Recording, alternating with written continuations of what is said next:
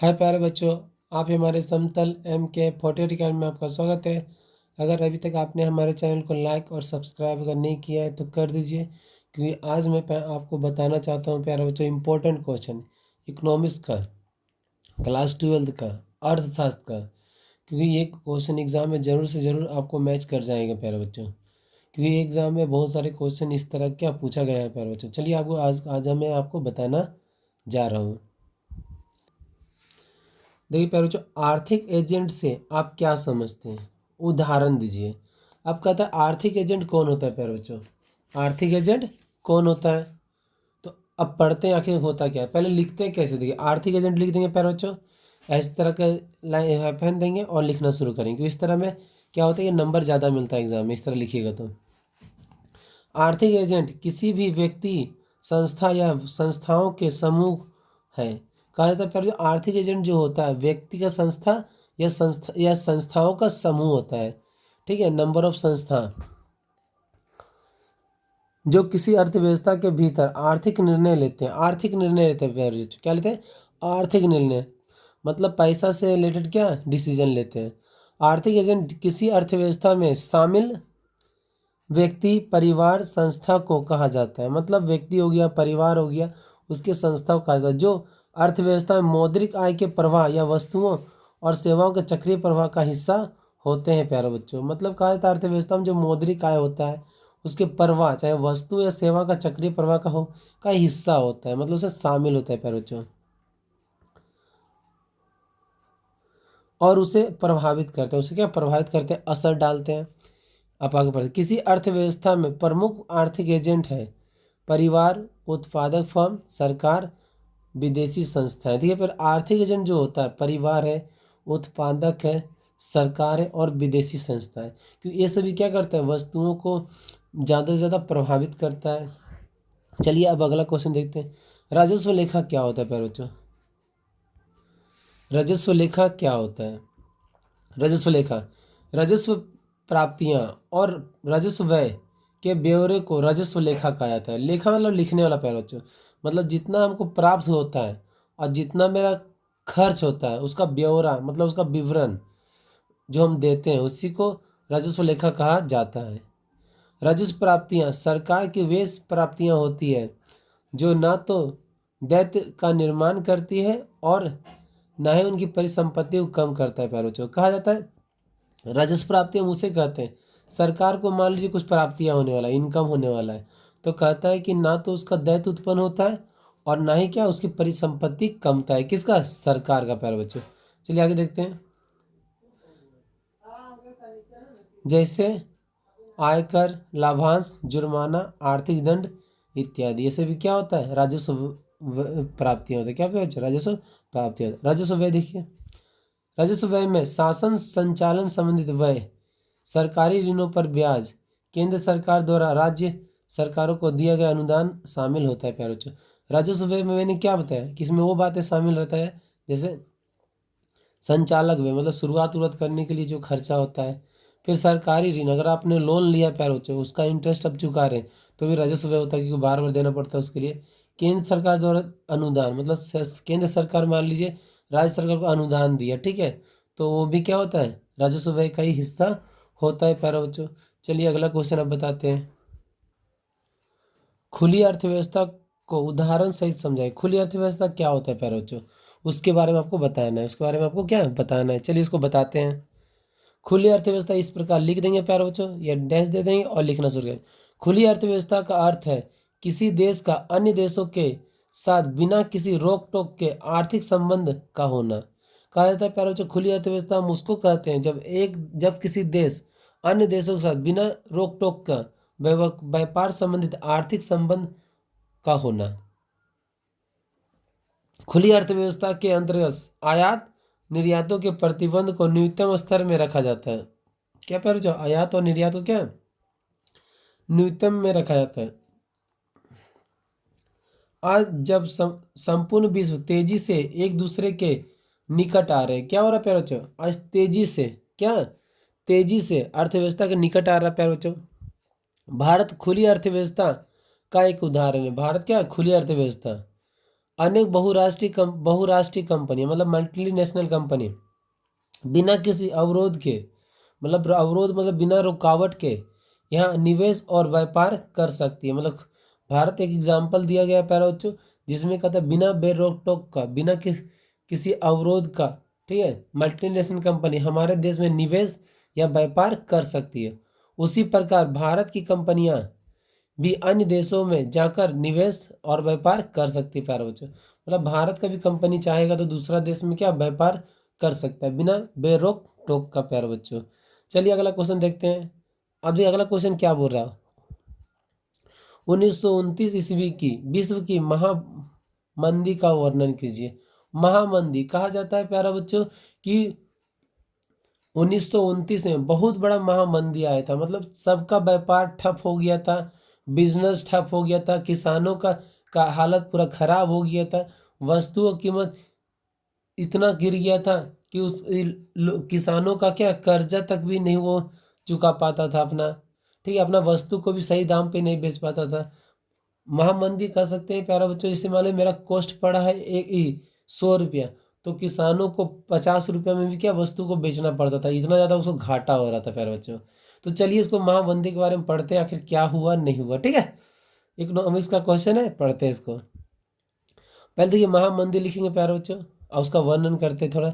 महामंदी की शुरुआत 1929 में हुई है, 1929 में हुई है, और यह संकट 30 के दशक के मध्य तक बना रहा, 30 के दशक तक बना रहा प्यारे बच्चों। मतलब कितना लंबा चल गया था। यह दो महायुद्धों के बीच का समय, जाहिर सी बात है प्यारे बच्चों, ये दो महायुद्धों का बीच का समय है, क्योंकि कहता है पहला उद्देश्य 1914 से लेके 18 के बीच में हुआ था प्यारे बच्चों, और दूसरा 1939 से 45 के लगभग में चला था प्यारे बच्चों, जो इसका बीच का समय है। तो देखिए बीच का समय में क्या हुआ। प्रथम महायुद्ध के बाद अमेरिका अंतर्राष्ट्रीय कर्जदाता के रूप में उभरा। कहा जाता है प्यारे बच्चों, जब प्रथम विश्व युद्ध हुआ ना प्यारे बच्चों, तो कहा जाता है कि जो अमेरिका था वो कर्ज देने के में बहुत आगे हो गया था। पूंजी उत्पादन और उपभोक्ता पूंजी के देश से बाहर प्रवाह के कारण इसकी अर्थव्यवस्था में उछाल उत्पन्न हो गया। देखिए प्यारे बच्चों, मान लीजिए अमेरिका बहुत बड़ा पैसा वाला है, पूंजीगत अर्थव्यवस्था को फॉलो करता है, मतलब मानता है, अपनाया है। तो कहा था उसको बहुत ज़्यादा धन था, तो क्या किया कि लोगों को ऋण देना शुरू कर दिया, जिसके कारण उसका जो अर्थव्यवस्था था बूस्ट कर गया, बूम कर गया, मतलब बढ़ गया। आगे देखिए इसका अगला मतलब इसका क्वेश्चन का आंसर इधर देखते हैं आप जरा। जैसे ही उछाल खत्म हुआ, मतलब अमेरिका में जब उछाल हुआ था उसके अर्थव्यवस्था में, जैसे उछाल खत्म हुआ, अति उत्पादन के कारण कृषि उत्पादों का दाम नीचे आ गया। देखिए प्यारे बच्चों, जो किसान का जो उत्पाद था, जो प्रोडक्ट था, उसका दाम वस्तु का कम हो गया। किसान भारी घाटे के कर्ज में डूब गए, और किसान जो था प्यारे बच्चों भारी घाटे में क्या डूब गया। संयुक्त राज्य अमेरिका की पूरी बैंकिंग व्यवस्था धराशायी हो गई। देखिए प्यारे जो वो इतना ज़्यादा लोगों को लोन दे दिया था प्यारे बच्चों कि उसका बैंकिंग व्यवस्था ध्वस्त हो गया, ठीक है, उसके कारोबार पे पहुंच गया।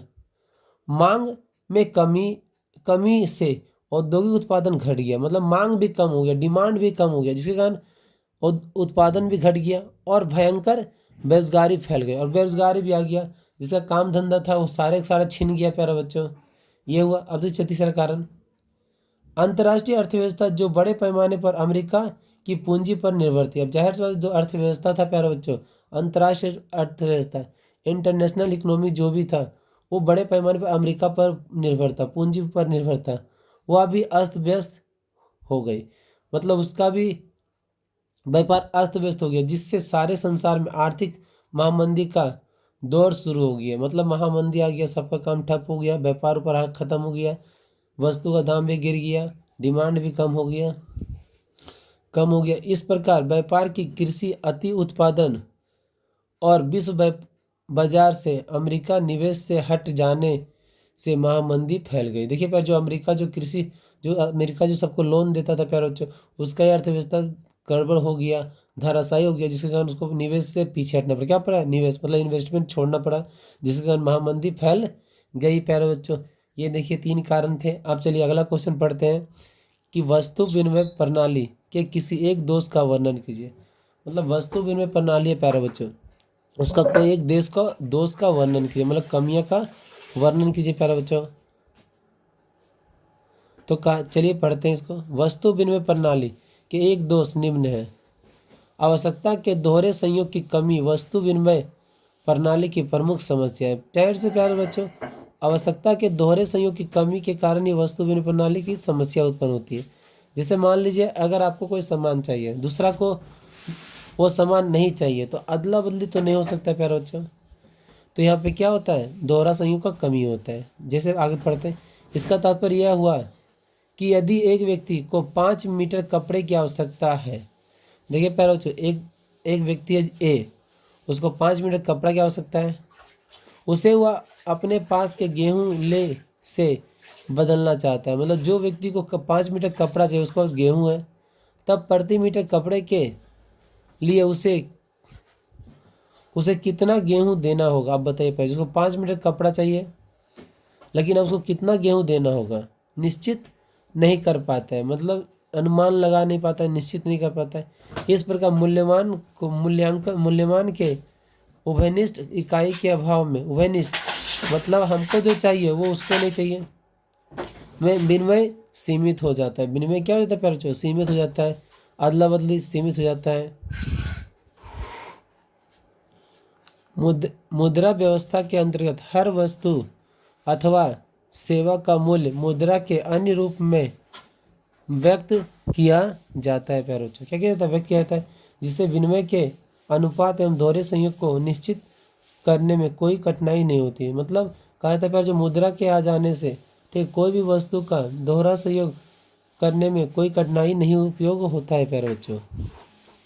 देखिए, मुद्रा को मूल्य के मापक के रूप में प्रयोग करने से अधिक गणना का कार्य बहुत ही सुगम हो जाता है। मतलब क्या कहा जाता है, मुद्रा के आ जाने से मूल्य मापक काफ़ी आसान हो गया प्यारे बच्चों, अधिक गणना कर सकते हैं, सुगम हो गया, सरल हो गया। चलिए अगला क्वेश्चन पढ़ते हैं प्यारे बच्चों। प्रत्यक्ष कर को उदाहरण सहित समझाइए। क्या समझाइए प्यारे बच्चों, प्रत्यक्ष कर को उदाहरण सहित समझाइए। तो ये प्रत्यक्ष कर आखिर होता क्या है, तो ये वे कर है जिनमें व्यक्तियों की संपत्ति तथा आय पर कर लगाया जाता है प्यारे बच्चों। मतलब प्रत्यक्ष कर हम उसे कहते हैं जो या तो व्यक्ति पर लगाया जाता है या उसकी संपत्ति पर लगाया जाता है।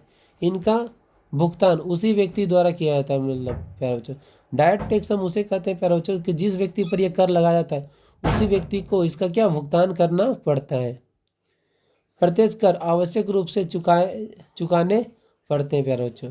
प्रत्यक्ष कर के उदाहरण आयकर, ब्याज कर, संपत्ति कर, निगम कर, यानी कि इनकम टैक्स, ठीक है, इंटरेस्ट टैक्स, प्रॉपर्टी टैक्स और कॉर्पोरेट टैक्स, ये सभी बातें शामिल है प्यारे बच्चों। देखिए प्यारे बच्चों, स्टॉक और प्रवाह चर को परिभाषित किया। स्टॉक और प्रवाह चर तो क्या होता है, ये स्टॉक क्या होता है। स्टॉक का अर्थ किसी एक विशेष समय बिंदु पर मापी जाने वाली आर्थिक चर की मात्रा होता है प्यारे बच्चों। क्या होता है, आर्थिक चर की मात्रा होता है, क्या, समय बिंदु पर मापी जाने वाली।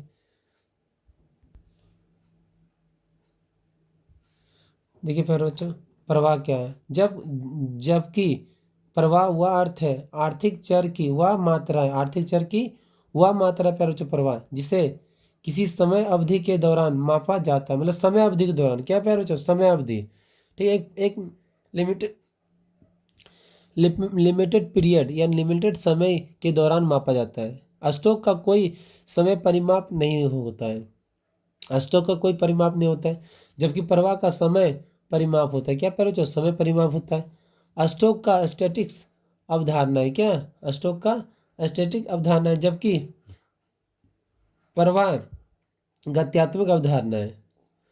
उदाहरण के लिए मुद्रा का परिमाप धन गोदाम में रखे गेहूं की मात्रा स्टॉक है। जाहिर सी बात है, मुद्रा का परिमाप धन जो होता है गोदाम में रखा गेहूं की मात्रा है। उपभोग, विनिमय, आय आदि प्रवाह है। उपभोग, विनियोग, आय, ये सभी क्या प्रवाह के एग्जाम्पल है प्यारे बच्चों, उदाहरण है। चलिए अगला क्वेश्चन देखते हैं। समष्टि अर्थशास्त्र के अर्थ को समझाइए। समष्टि अर्थशास्त्र के अर्थ को समझाइए। तो समष्टि अर्थशास्त्र की वह शाखा जिसके अंतर्गत अर्थव्यवस्था के संपूर्ण स्तरीय व्यवहार का अध्ययन किया जाता है। संपूर्ण अर्थव्यवस्था के संपूर्ण स्तरीय व्यवहार का अध्ययन किया जाता है। समष्टि अर्थशास्त्र के नाम से जाना जाता है प्यारे बच्चों। समष्टि अर्थशास्त्र में क्या होता है कि संपूर्ण अर्थव्यवस्था का अध्ययन किया जाता है प्यारे बच्चों। चलिए इसकी विशेषता क्या पढ़ते हैं। समष्टि अर्थशास्त्र की निम्नलिखित विशेषताएं। पहला, संपूर्ण अर्थव्यवस्था का अध्ययन करता है, मतलब पूरा ही अर्थव्यवस्था, मतलब पूरा एक देश का अर्थव्यवस्था जो प्यारे जो उसका अध्ययन करता है समष्टि अर्थशास्त्र में। और यह हो सकता है एग्जाम में क्वेश्चन पूछ भी दे। पढ़ते हैं और देखिए क्या होता है। समष्टि अर्थशास्त्र में देश विदेश की संपूर्ण अर्थव्यवस्था संबंधित नीतियों एवं उसके जनता पर पड़ने वाले प्रभावों का अध्ययन किया जाता है प्यारे बच्चों। मतलब सरकार देश विदेश से संबंधित जितना भी नियम कानून बनाता है प्यारे बच्चों, तो उसका असर इस अर्थव्यवस्था में पड़ता है और साथ ही साथ उनके जनता पर भी पड़ता है।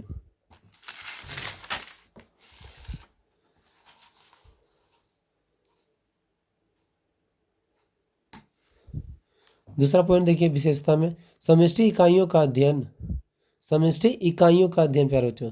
समष्टि अर्थशास्त्र में समष्टि इकाइयों जैसे कुल रोजगार, राष्ट्रीय आय, सामान्य कीमत स्तर आदि का अध्ययन किया जाता है प्यारे बच्चों। मतलब क्या कुल रोजगार हो गया, कुल आय हो गया, सामान्य कीमत हो गया, इसका अध्ययन किया जाता है किसे प्यारे बच्चों? समष्टि अर्थशास्त्र में। यह इसका क्या विशेषता है प्यारे बच्चों। तीसरा विशेषता चलिए पढ़ते हैं।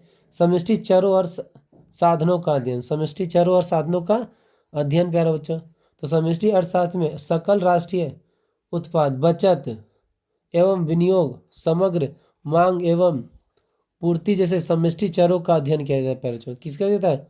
संपूर्ण अर्थव्यवस्था के स्तर पर किया जाता है। संपूर्ण अर्थव्यवस्था, विनिमय हो गया, समग्र मांग हो गया, उत्पादन हो गया, बचत हो गया, इन सब का अध्ययन किया जाता है किसमें? समष्टि में। इसकी विशेषता है।